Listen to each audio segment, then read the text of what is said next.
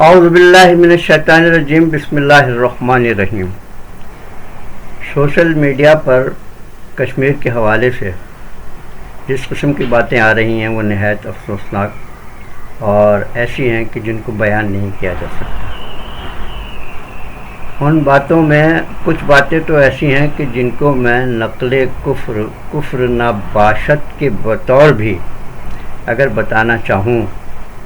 تب بھی وہ زبان میں نہیں بتا سکتا۔ میرا اخلاق، میرا کردار، میرا مذہب، میرا اسلام اس بات کی اجازت ہی نہیں دیتا کہ میں وہ الفاظ دہرا سکوں۔ اس حد تک غلیظ زبان جو ہے خصوصاً پاکستان کے لیے اور پاکستان کے ساتھ ساتھ فیلڈ مارشل عاصم منیر کے لیے جو استعمال کی جا رہی ہے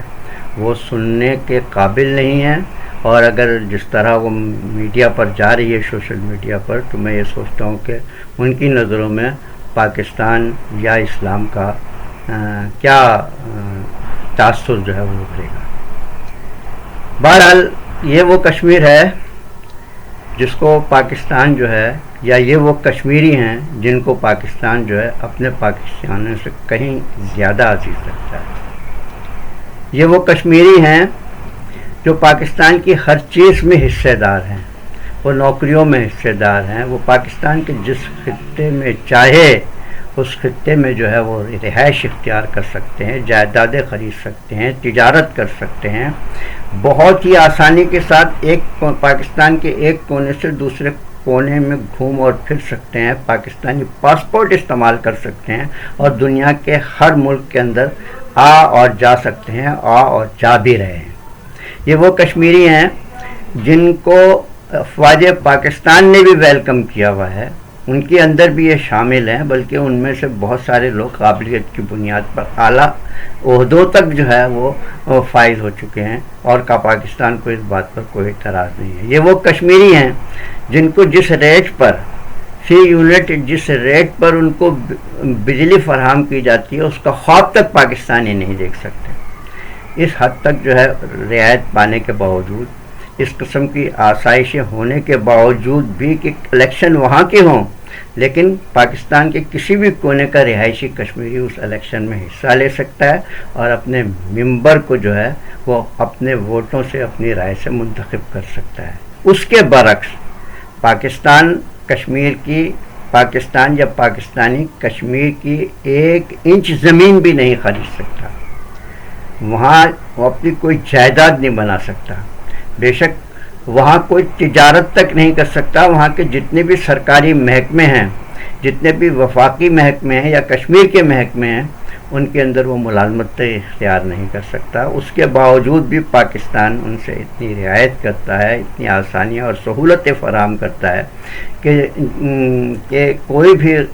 ملک اتنی آسانیاں اور رہائشیں ان لوگوں کو جو ان کے اپنے ملک کے نہ ہوں ان کو فراہم کرتا ہوں۔ اس کے باوجود پاکستان کی اتنی شدید مخالفت کہ پاکستان مرزاباد کہہ دینا، پاکستان سے آزادی حاصل کرنے کے نعرے لگا لینا اور افواج پاکستان کو غلیظ ترین الفاظ میں جو ہے وہ گالیاں دینا، یہ زیب تو نہیں دیتا۔ بے شک ہو سکتا ہے کہ ایسے لوگ کم ہوں، لیکن اگر ایسے لوگوں پر قابو نہیں پایا گیا تو پھر یہ ایسے لوگ ویسے لوگ بن جائیں گے جیسے مشرقی پاکستان میں بن چکے تھے۔ تو میں تو حکومت پاکستان سے یہ کہوں گا کہ ان کے خلاف سخت ترین ایکشن نہیں لیا گیا تو پھر ایک ہو سکتا ہے کہ سقوط ڈھاکہ کے بعد سقوط مظفر آباد جو ہے وہ ایک اور جنم لے، خدا نخواستہ جنم لینا شروع کر دے۔ تو ان کے لیے منہ سے اس قسم کی زبان سننا، میں اگر تھوڑی دیر کے لیے یہ تصور بھی کر لوں، یہ فرض بھی کر لوں کہ ان کے ساتھ افواج پاکستان نے یا پاکستان کے حکمرانوں نے کوئی سخت ترین زیادتی بھی کری ہوگی، تو کیا وہ بتا سکتے ہیں کہ یہ پاکستان میں سخت ترین زیادتی صرف پہلی دفعہ ہو رہی ہے ان کے ساتھ، یا پاکستان میں ایسا مختلف اوقات اور حالات کے اندر ہوتا رہا ہے؟ کیا وہ دور بھول گئے جب ایوب خان نے کراچی میں الیکشن ہارنے کے بعد اپنے بیٹے کے ذریعے، گوہر ایوب کے ذریعے پوری لشکر کشی کری تھی کراچی کے اوپر، اور وہاں پر ان لوٹے پوٹے قافلوں کو جو ہندوستان سے آئے تھے ان کو کتنا جانی اور مالی نقصان پہنچایا تھا؟ تو کیا وہاں پر کشمیر میں آواز اٹھی تھی؟ کیا پورے پاکستان کے اندر اس کے خلاف آواز اٹھی تھی؟ آج بھی کیا وہ آواز اٹھائی جاتی ہے؟ آج بھی کس کوئی اس بات کا ذکر کرتا ہے کہ پاکستان میں ایک پارٹی ایسی بھی ہے جس نے اپنی ہی اندر سے ایک تنظیم بنائی، الذوالفقار، اپنے ہی ملک کا ایک جہاز ہائی جیک کیا اور دشمن ممالک کے اندر جو ہے اس کو اتارا، اور آج وہی پاکستان کے اندر پارٹی جو حکمرانی کر رہی ہے؟ تو کیا پاکستانیوں کو چاہیے کہ وہ پاکستان زندہ باد کی بجائے پاکستان مرد آباد کہنا شروع کر دیں؟ کیا یحییٰ خان کا بنگال کے اندر ان کو اقتدار دینے کی بجائے وہاں پہ فوج کشی کرنا یہ صحیح قدم تھا؟ نہیں تھا تو پاکستان کسی جگہ سے کوئی آواز اٹھی؟ کیا کشمیر نے کوئی آواز اٹھائی کہ یہ ایسا ہم نہیں ہونے دیں گے، کیونکہ ہر ایک کو جو ہے وہ آزادی کا حق ہے، رائے دہی کا حق ہے؟ کیا ٹکا خان ہی اسی دور میں ٹکا خان نے بنگالیوں کے ساتھ جو سلوک کیا اور جو ان کے خون سے ہولی کھیلی اور جو ان کی نسلوں کو جو ہے بگاڑ کے رکھ دیا، تو کیا پاکستان کے کسی بھی خطے میں اس کے خلاف کوئی آواز اٹھی؟ اور کیا نیازی نے انڈیا کے سامنے ہزاروں جوانوں کے ساتھ ہتھیار ڈال کر اور انڈیا اپنے آپ کو انڈیا کے حوالے کر دیا؟ تو آج تک کیا پاکستان میں اس کے خلاف کوئی آواز اٹھتی ہے؟ کیا جنرل ضیاء الحق نے ایک منتخب حکومت کو پچھاڑنے کے بعد، گرانے کے بعد اس کے لیڈر کو جو ہے وہ ہینگ کر دیا، تو کیا پاکستان کے اندر پاکستان مرد آباد کی آوازیں اٹھتی ہیں؟ نہیں اٹھتی ہیں، اس لیے کہ پاکستان جانتا ہے کہ اس قسم کے واقعات ہو جاتے ہیں، لیکن اس کا مطلب نہیں ہوتا کہ ہم اپنے ہی ملک کو مرد آباد کہنا شروع کر دیں یا اپنے ہی افواج کو جو ہے وہ گالیاں دینا شروع کر دیں۔ پھر آپ اور بھی آ جائیں، جنرل نصیر اللہ بابر نے کراچی کے اندر کیا کچھ نہیں کر دیا، کتنے نوجوانوں کو جو ہے وہ اس نے جو ہے زمین کی 6 فٹ نیچے اتار دیا۔ تو کیا کراچی کے اندر یہ بات اٹھی کہ ہم پاکستان سے آزادی چاہتے ہیں؟ بے شک پاکستان کے جرنیلوں کے خلاف یا فوج کے خلاف بات ضرور ہوئی، لیکن ان کی پالیسیوں کے خلاف ضرور بات ہوئی، ان کی شخصیات کے اوپر بات نہیں ہوئی۔ تو کہنے کا یہ مطلب ہے کہ اگر کچھ سیاسی کہیں اور ہو رہی ہو، کیا بلوچستان میں ان کے حالات جو ہیں اس کے اندر جو ہے ایسا نہیں ہوتا رہا، اور کیا KPK میں طالبان کو بنانے کے بعد پھر ان کی جب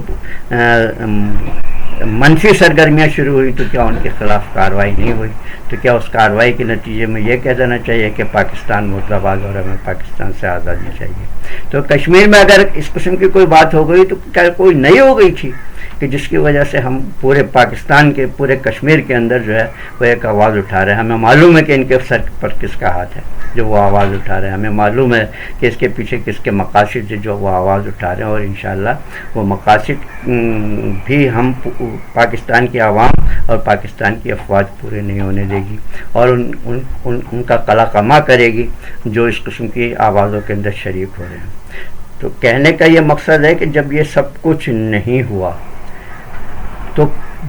اور نیا نہیں تھا،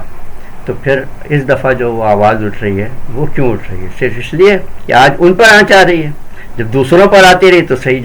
جب اہل سندھ پر آتی رہی تو ٹھیک، جب کراچی والوں پر آتی رہی تو ٹھیک، جب KPK کے اندر آتی رہی تو وہ تو ٹھیک، لیکن آج اگر فرض کر لیا جائے کہ ان کے ساتھ کچھ ہوا تو اب جو ہے پاکستان جو ہے وہ مرد آباد بھی ہو گیا، اور پاک افواج جو ہے وہ بھی جو ہے جہنمی ہو گئی، وہ بھی کافر ہو گئی، ان کو جس طرح چاہے غلیظ زبان استعمال کر کے دنیا بھر میں بدنام کیا جا سکتا ہے۔ تو اسی لیے میں کہتا ہوں، بلکہ بہت مشہور شعر ہے جس کا ترجمہ یہ ہے کہ اگر کوئی چراغ زد پر آ جائے تو لوگ مطمئن ہوتے ہیں کہ بس ہوا نے تو اسی کو گھیرا ہے، اور لیکن جب اپنا ہی چراغ جو ہے ہوا کی زد میں آنا شروع ہو جاتا ہے تو اس وقت انہیں لگتا ہے جیسے اب چاروں طرف قیامت برپا ہو گئی ہے۔ کہ یہ کہنا نقل کفر ناباشد کے طور پر بھی جن زبان کو ہم نہیں استعمال کر سکتے وہ آج ہمارے لیے کشمیری استعمال کر رہے ہیں، جن پر پاکستان کے بے پناہ احسانات ہیں، جو پاکستان مسلسل ان کا تحفظ کرتا رہا ہے، ان کی خاطر کئی جنگیں اس نے جو ہے وہ جھیلی ہیں اور بہت سارے نقصان اٹھائے ہیں، ان کو اپنے ملک کے اندر ہر جگہ رہنے کی آزادی دی ہے۔ آج وہ اگر ہمارے خلاف بول رہے ہیں تو پھر یہ طے بات ہے کہ میں بھی اہل کراچی کی طرح یہ کہہ سکتا ہوں، میں آج زد پہ اگر ہوں تو خوش گمان نہ ہو، چراغ سب کے بجھیں گے ہوا کسی کی نہیں. اگر ہم نے پہلی بارش کی بوندوں کو روک لیا ہوتا، پہلے غیر جمہوری عمل کو ایوب خان کے زمانے میں روک لیا ہوتا تو آج یہ نتیجہ ہمارے سامنے کسی کے سامنے بھی نہیں آتا. لیکن اس کے روکنے کی وجہ سے ہمارے نہ جانے کتنے سیاسی پارٹیاں جو ہیں وہ اپنا اثر و رسوخ کھو چکی ہوتی ہیں. اس لیے ہم بولتے نہیں ہیں کہ ہمارا سیاسی امیج جو ہے وہ پاکستان میں خراب نہ ہو جائے. اور اسی طرح آہستہ آہستہ جو ہے یہ جتنی بھی ریشہ دوانیاں ہیں وہ بڑھتی جا رہی ہیں. ہمیں یک جسم اور یک جان ہونا پڑے گا. ہمارے جسم کے کسی بھی ایک حصے میں تکلیف ہو تو ہم بے چین ہو جاتے ہیں. اسی طرح پاکستان کے کسی بھی خطے میں کوئی بھی زیادتی ہو رہی ہو تو پورے پاکستانیوں کو چاہیے کہ وہ اس زیادتی کو محسوس کریں اور ظلم کے خلاف جو ہے دیوار بن کر کھڑے ہو جائیں. جب تک یہ نہیں ہوگا ظلم تو ہوتا رہے گا اور ظلم تو بڑھتا رہے گا. اور پھر ظلم کرنے والوں کو بھی سوچنا چاہیے کہ پھر یہ ظلم اسی صورت میں سامنے آتا ہے کہ ہم نے مشرقی پاکستان کھو دیا، ہم نے سقوط ڈھاکہ دیکھ لیا. خدا نہ خواستہ ایسا نہ ہو کہ ہم سقوط مظفر آباد بھی دیکھیں. ہم سب کو بیٹھ کر اپنی اپنی غلطیوں کو جو ہے وہ جائزہ لینا ہوگا اور اس کا ازالہ کرنا ہوگا. اگر ایسا نہیں کیا تو آنے والے دنوں میں صورتحال اور بھی خراب ہو سکتی ہے. کاش یہ بات ہم سب پاکستانیوں کو، پاکستان کے سب اداروں کو سمجھ میں آ جائے. وما علینا الا البلاغ المبین.